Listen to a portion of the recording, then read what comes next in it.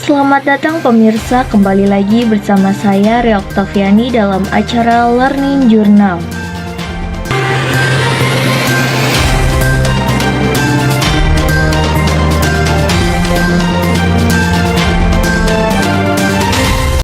Setelah melakukan pembelajaran pada hari Jumat tanggal 29 September 2023, mahasiswa KPI 5D membuat ulasan kembali dalam bentuk berita. Sejarah jurnalisme di dunia, terdapat beberapa zaman dalam perkembangannya. Yang pertama, pada zaman kuno. Sebelum munculnya media cetak modern, pada zaman kuno jurnalisme lebih bersifat lisan dan disampaikan melalui cerita, legenda, atau pidato. Misalnya di Yunani kuno terdapat para rapsod yang menceritakan epik-epik kuno seperti Iliad dan Odyssey secara lisan. Yang kedua, pada zaman Kekaisaran Romawi. Pada zaman ini Romawi kuno saat masa pemerintahan Kaisar Julius Caesar, akta diurna yakni papan pengumuman atau sejenis majalah dinding atau papan informasi sekarang diyakini sebagai produk jurnalistik pertama, pers, media massa, atau surat kabar harian pertama di dunia. Julius Caesar pun disebut sebagai Bapak Pers Dunia. Yang ketiga, pada era Revolusi Amerika dan Prancis. Singkatnya, selama Revolusi Amerika dan Prancis pada abad ke-18 ditemukan surat kabar seperti The Pennsylvania Packet dan L'Ami du People, memiliki peran penting dalam mempengaruhi pendapat publik dan peristiwa sejarah pada saat itu. Yang keempat, pada zaman era modern dan digital. Pada saat abad ke-20, melihat perkembangan media massa yang pesat termasuk radio, televisi, dan internet, hal ini mengubah berita disampaikan dan diakses oleh masyarakat. Dan pada saat abad ke-21 karena adanya transformasi besar dalam jurnalisme dengan munculnya media sosial dan platform berita secara online.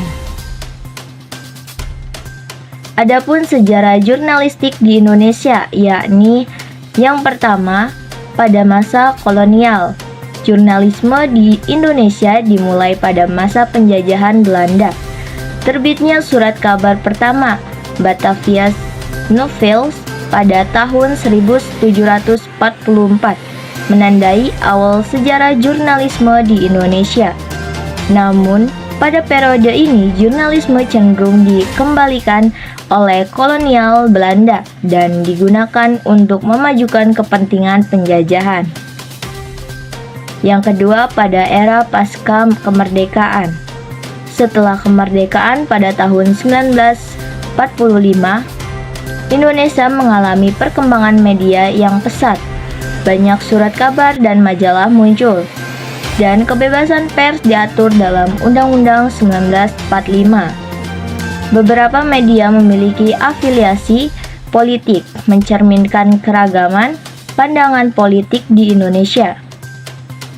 Yang ketiga, pada masa Orde Baru. Selama masa pemerintahan Orde Baru, kebebasan pers menjadi keterbatasan dan media dikendalikan secara ketat oleh pemerintah. Karena masalah regulasi yang berubah lebih menekankan kekuasaan penuh atas pemerintahan, maka kebebasan pers dan media berada di bawah aturan Orde Baru. Yang keempat, pada era revolusi. Di era revolusi tahun 1998 membuka pintu bagi kebebasan pers yang lebih besar di Indonesia. Dan yang terakhir, pada era digital. Di era ini, internet dan media sosial telah mengubah landscape media dan memberikan suara kepada berbagai pihak. Media daring dan situs berita independen berkembang pesat. Beberapa regulasi pers di Indonesia. Yang pertama, Undang-Undang Nomor 32 Tahun 2002 tentang penyiaran. Yang kedua, Undang-Undang Nomor 11 Tahun 2005 tentang penyelenggaraan penyiaran. Yang ketiga, Undang-Undang Nomor 12 Tahun 2005 tentang LPP RRI. Yang keempat, Undang-Undang Nomor 13 Tahun 2005 tentang LPP TVRI. Kode Etik Jurnalistik Kepribadian Wartawan Indonesia berisi 11 pasal dan penafsiran. Pasal yang pertama, wartawan Indonesia harus mampu bersikap mandiri, memperoleh berita akurat, berimbang, dan tidak ada niat buruk. Pasal yang kedua, wartawan Indonesia harus menggunakan cara profesional ketika mengemban tugas jurnalistik. Pasal ketiga, wartawan Indonesia harus menguji informasi, menyajikan berita berimbang, tidak mencampur adukan fakta dan pendapat yang berkesan menghakimi, serta menerapkan adanya asas praduga tidak bersalah. Pasal yang keempat, wartawan Indonesia dilarang menyebarkan berita bohong, sadis, fitnah, atau cabul. Pasal 5, wartawan Indonesia tidak boleh menyebutkan maupun menyebarluaskan identitas korban dari kejahatan asusila, serta tidak boleh menyebutkan identitas anak pelaku kejahatan.